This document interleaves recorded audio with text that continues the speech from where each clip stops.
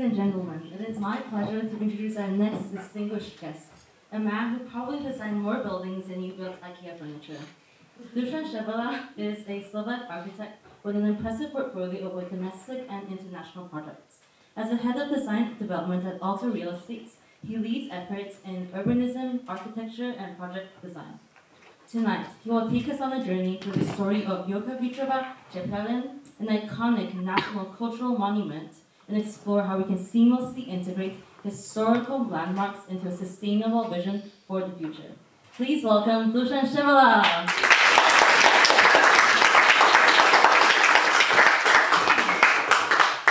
Hello, thank you for welcoming. It's a pleasure to be here with you. It's working. It was quite easy when one came to me and told me that if I can make a speech about roots and wings, and I said it's quite easy. We have a project we are working on and absolutely fits in. What was really difficult to fit in 15 to 18 minutes. Hopefully I'm able to do it. And why? Because that's a story which has behind more than 1,000 people which are working on, more than 1,000 hours which I will guess that more than 100,000 of hours of people which are working on the project. There is more than 1,000 people living in, and there is plenty of people passing through. To explain it a bit, we will travel a bit in time and then we go again slightly forward. What to say? When I want to complete it somehow, I would like to share the things which are matters, the important one. All story started 80 years ago when the plot was bombed. The milestone was in 2008. To understand it better, this was the best phone on the market with this hardware. Imagine what we have now, what was in that time. ESG topics and such kind of things were not even born. And this was the diamond. Nobody was really proud of that because this is really a big problem financially, from permission point of view and all the things, but there was a belief.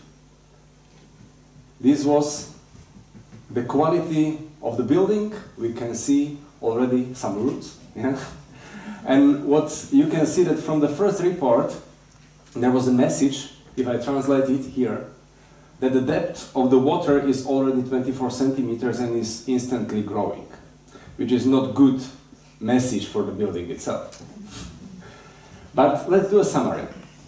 Before, the plot itself was accessible with limited amount of people, with limited time, and producing lots of emissions.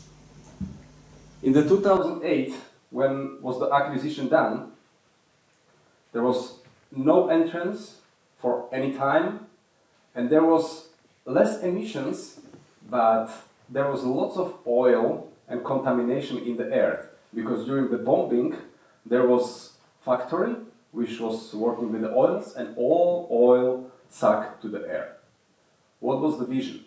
There was architectural competition, and architects already point on the building we saw before that that's your diamond. Many of them preserve it, and the vision together with the business decisions and many discussions was quite clear. Only question was how to do it. Because ambition was to open the plot to anybody for any time and change the previous situation to the one that there will be emission going closer to the zero and clean the plot from the oil. I try to summarize this in the topics which I learned or what we discuss with all these people, and I see them as a crucial. Let's go through. First, Since I'm an architect, I choose the topics like an architect. Yeah. The first, impact of the greenery to the urban spaces. Second, manifestation of urbanism to the architecture, how the urbanism influenced the architecture. And the last one, detail. Detail is extremely important, and it's kind of the cherry on the cake. And it's important to do it well, because you pronounce how you believe the story you are creating. Let's start with the first one. That's probably the best image you can see in the morning when you wake up or you live in such an environment. Some people did it. Probably they were happy. But is it possible to do it for the city and for everyone? Isn't it too selfish? The emission is quite a big issue, and we can read it, we can feel it anytime. If we check some studies and we read it carefully, we can observe that 40% of emissions, more or less, is because we are living. And we can influence it by the way how we can live. If you imagine that you live in suburb or in the forest, and you go to the city, you're using your car, you are taking many things. For every single thing you have to move. The way how you live, your house, is producing much more emission than when we are together. What to do? To prevent nature, for us to go there, for our kids, that they can go there, for our neighbors, for our friends. Is that way? Probably not. The key is to do and find a balance between what the human need and what the earth offers us. We can do it, we can be more compact, and by that we can preserve the future. We can do it in this way, but that's not the best case. But we can do it differently. We can find a balance. Let's do a short summary. The triumph of the city is in between balancing the human needs with preserving as much space for nature as possible. That's the first. Second, what I learned is that increasing population density positively influences not only the nature, but relations, infrastructure quality, and the social living. Even by paying the taxes to the city, it's increasing the quality of the life. And third one, from this chapter, I would say that the greenery needs to be part of the development.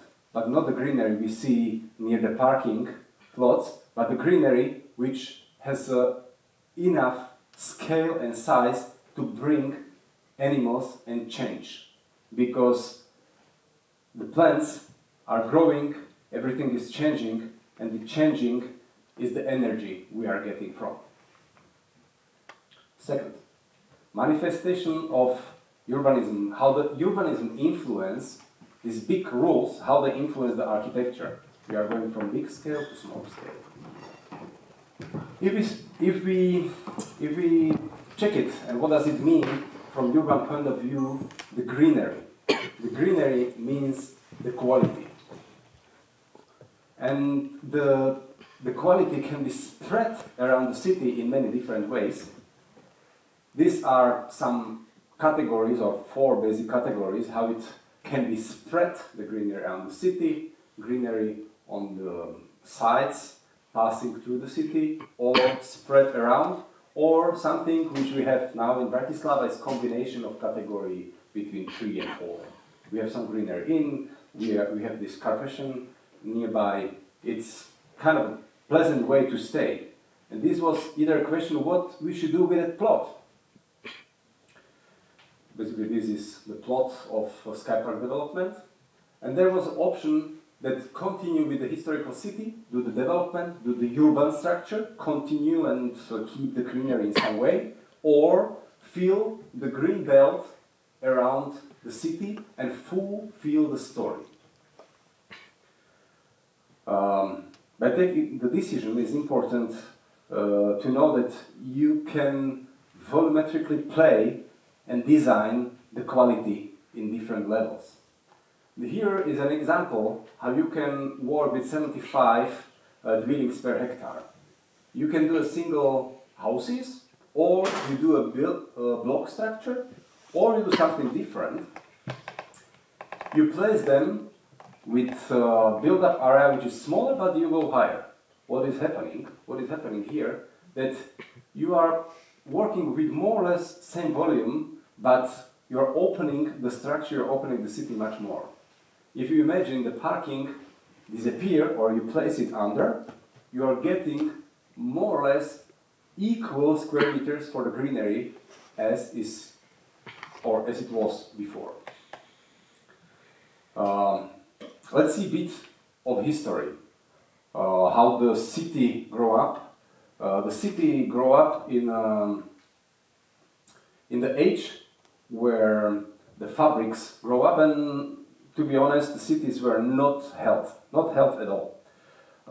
Standard structure or urban space was spread in a way that the greenery doesn't play big role. We can feel it in historical squares that there is not many greenery, but the actual need and the quality, we can observe that the recreational space, urban space, is taking more than 50% of greenery than before. What does it mean? What does it mean? Is this slide which is showing that you are applying the same volume in different way. In different way means that there is a combination in between park, forest and living. It's possible to glue these two things together. If you are lucky and you are clever enough, you try to participate and create a city. By that, you can create 20 minutes neighborhoods, what means that by 20 minutes you are able to achieve everything what you need.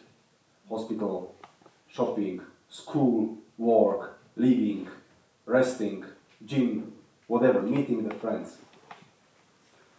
We've been partially lucky and partially add to the city some functions, like hospitals, shopping centers, schools. This was in surrounding, but we add kindergarten with offices, with the retail, we add a park, we add this recreational function, we add a hub, which is this diamond we started in the beginning, which is open and accessible 24/7 as a co-work space. Again, some summary. The most crucial topic from this is the contextuality. By that, you are able to create this 20 minutes neighborhood. You are going to create pleasant environment and pleasant stay to live. Importance of greenery and presence of the greenery, not only from eye level, but either from the top view, that's different when you are going up, that you are observing the park from the top, and either many different aspects, which is basically this. Because to create the boring things is easy, but to create things which gives you inputs and are changing all the time, that's really a challenge. Details. What does it mean, details? Details is kind of a last speech of your belief, because from the beginning you need to do big decisions. You are doing these big directions, but in the end, once you set up the story correctly, you are going to the detail. And if you know the whole story, you know how the detail will look like. This was a bit a nut with this historical building from Dušan Jurkovič. That's why Jurkovičova heating plant for Jurkovičova Tepláreň. And again, if we go back to the emissions, and if we check some researches, we observe that if the design was done well, you can save a lot.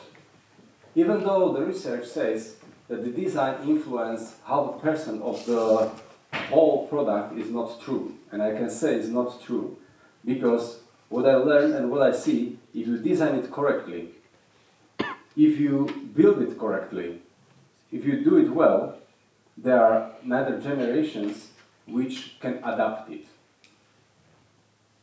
From global point of view, the operation take this 28%, the rest is about design. How we did it, or what? There was another architectural competition. There was plenty of competitions. All of them went fine. But this is slightly different than other reconstruction. I will compare it to the building in the building, something like when these people built a boat in the glass bottle. And this has lots of advantages we go through, but first to say that the bottom of the building is open for everyone, and then the upper part is for offices and co-work and for the people which are open to work and open to take the atmosphere from that building. How it was done? The materials like bricks, steel, and other windows, we took them, cleaned them, and reused them. It means the genius loci was taken and given back. We remove all layers which were not needed and support existing structure. And by that, there is many solutions which were inspired by history. We studied original documentation and try to be as close the quality as possible. For example, this window remains like the original one, but it's completely different. It's without thermal bridges, it's with double glazing, but the proportion of it remains the same. Here, you can see that the true is the winner. You can clearly see what's old and what's new, which gives you perfect articulation, and you can almost feel the dialogue in between the new part and old. The materiality, the glass, which reflecting the historical building, it's somehow like a movie, like a dialogue without words.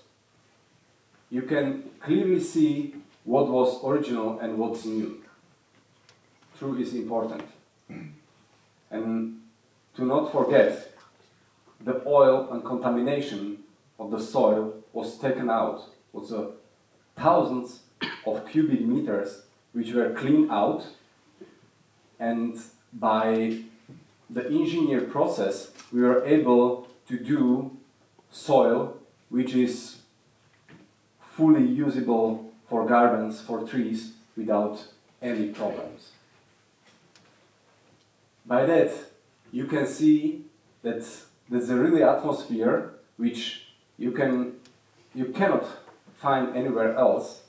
The genius loci is still there. The quality of the space is on each corner.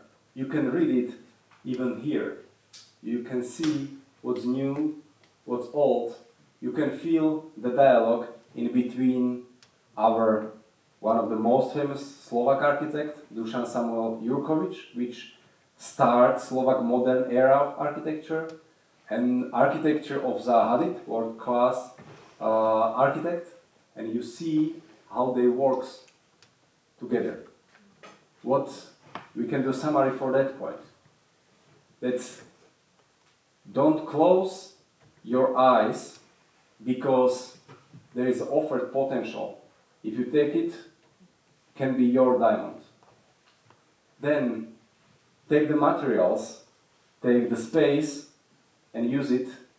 And what's the most important when you are doing something and designing something, leave the space for future generation in a state of sustainability. Thank you very much.